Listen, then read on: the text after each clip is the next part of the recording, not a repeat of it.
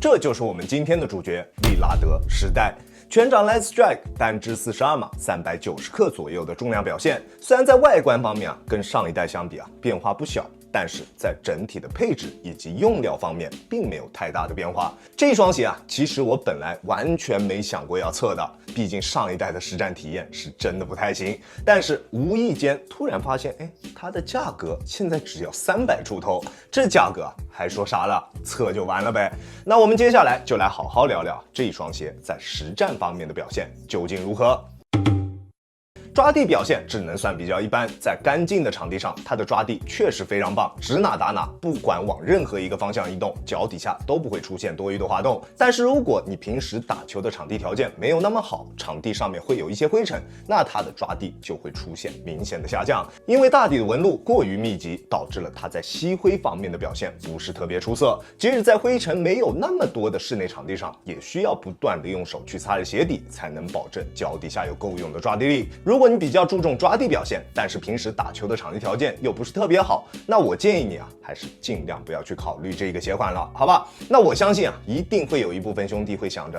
那我用这一双鞋去打外场不就行了吗？外场对于抓地的要求又不高，对吧？但是这一双鞋的耐磨水平要用来打外场的话，一定坚持不了太久。外底的纹路又细又浅，还是这种颗粒状的纹路，外场我保守估计5场以内就能磨平，而且只是保守估计，要是用来打水泥地，我估计1场就直接可以把它的外底纹路给磨掉。打外场的兄弟们，这一双鞋还是尽量不要考虑了，好吧？抗扭一直都是阿迪的强项，这一双鞋的抗扭大家也完全不用去担心，中底依旧放置了当家的前叉 TPO 片，不管做什么动作，脚底下的球鞋都能很好的保持住它的鞋身姿态，不会出现夸张的形变，并且外底的开槽也让它有了一个合适的自然弯折点，在实战的过程中完全不会拉扯到我们的足弓，前掌的弯折相对来说也是比较轻松的，小体重的球员去穿它也不会觉得绊脚，大家放心选择就行。宽大的大底加上合适的中底重心，让它拥有了异常拔群的稳定性表现。但是因为前后掌都做出了明显的加宽处理，导致它在灵活性方面的表现会比较一般。如果你想要的是一双偏向于灵活的篮球鞋，那它一定不会是你想要的。但是如果你本来就想要拥有一双有着出色稳定性的篮球鞋，那这一双鞋我相信你应该会喜欢。OK， 那基础性能差不多就是这样，除了在吸灰控制以及耐磨方面不是特别出色之外，其他各方面的表现都还不错，抗扭优秀，还有着拔群的稳定性表现，想要用来打球绝对没有任何问题。那至于它究竟好不好穿，我们还是得看看它在风格化的处理方面究竟做得怎么样。在脚型适配方面，这一次的利拉德时代用的依旧是一个略微偏宽的鞋楦，对于脚型的包容度非常广，宽脚的兄弟也可以放心选择，而且偏厚实的内部填充也让它有了非常不错的鞋面舒适度。系紧鞋带之后，感觉双脚全都被包裹住了，非常的舒适，而且动态锁定也非常棒。在做一些侧向蹬地或者是大幅度变向动作的时候，双脚在鞋内基本上不会出现位移，在急停急起的时候也完全不会有顶脚趾或者是掉跟的情况出现。包裹锁定确实都还不错，但是这个厚实的鞋面也给这一双鞋带来了糟糕的透气性表现。它的鞋面就像是一双大棉鞋一样，鞋帮处的鞋面巨厚，虽然前半部分的鞋面相比上一代确实要薄了不少，少了非常多橡胶材料的覆盖，但是脚踝处的鞋面依旧还是特别厚，夏天穿它是真的热，穿它打完球，脚踝区域的鞋面基本上全部都会湿透。如果你想要比较好的透气性表现，这一双鞋我完全不推荐，好吧？当然它的鞋面强度大家完全不用担心，高强度的针织鞋面加上大面积橡胶材料的补强，并且它的中底橡胶材料不管是在前掌还是后掌全部上单支了鞋面，能够很好的提升球鞋的侧向支撑，不管做什么动作，它的鞋面都能够很好的兜住我们的双脚。但是脚踝处的鞋面依旧跟上一代一样，就单纯只是装饰而已，完全是软的，拉紧鞋带之后也只能提供给我们一点点心理上的安慰，没有任何的支撑效果。别看它的鞋帮好像还挺高的，但是实际上它就是一双超低帮的篮球鞋，它的实际鞋帮高度就是从这一块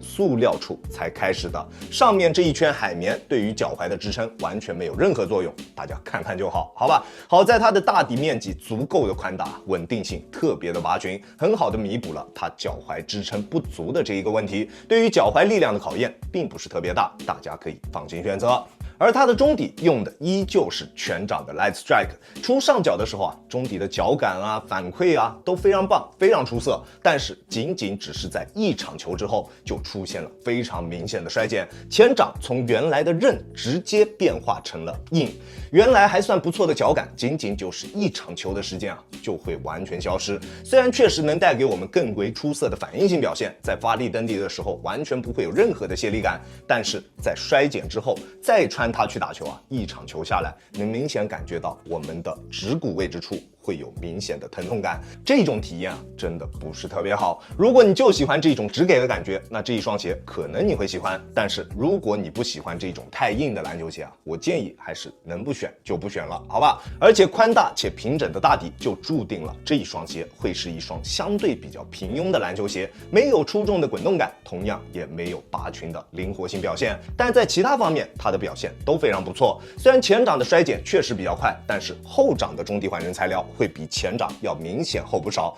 在我这一段时间的穿着下来，基本上也感觉不到后掌的衰减。而且啊，我180斤的体重，在单纯使用脚后跟着地的情况下，也不会有特别明显的震脚感。同时，它的中底过渡做的也同样非常出色。不管是在正常跑动的过程中，还是在蓄力起跳的时候，中底的过渡都特别丝滑。加上它中底前插板材的加持，对于运动表现也会有小幅度的提升。虽然没有出众的滚动感，但是跑跳感受啊还是不错的。如果你平时打半场会更多，那这一双鞋还是可以考虑一下的。利拉德时代亚当球鞋主观评级 B 级，这一双鞋的各方面表现啊其实都还不错，没有特别明显的短板。虽然它的鞋帮有效高度确实比较低，但是出色的稳定性很好的弥补了它的这一缺陷。不过啊，前掌的衰减是真的快，即使你是小体重，我估计也大概只要3场球左右的时间就能把它的前掌踩实。虽然踩实之后它的反应性确实会有大幅度提升，但是啊，这是用中底脚感换来的，衰减之后前掌会变梆硬，这一点是这一双鞋身上最大的一个问题。当然啊，也同样是 Light Strike 这种材料最大的问题。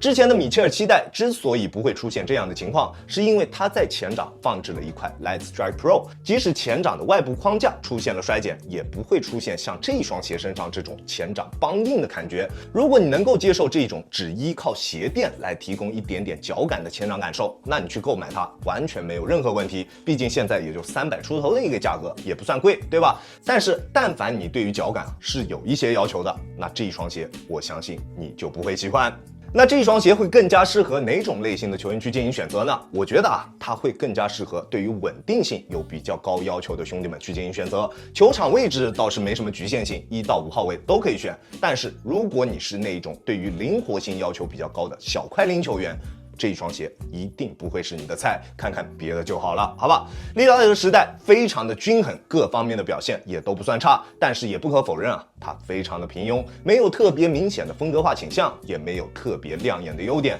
在我看来啊，它的2大优点就是300多的价格以及出众的稳定性。说出来你可能不信啊，一些打法偏向于传统内线的球员，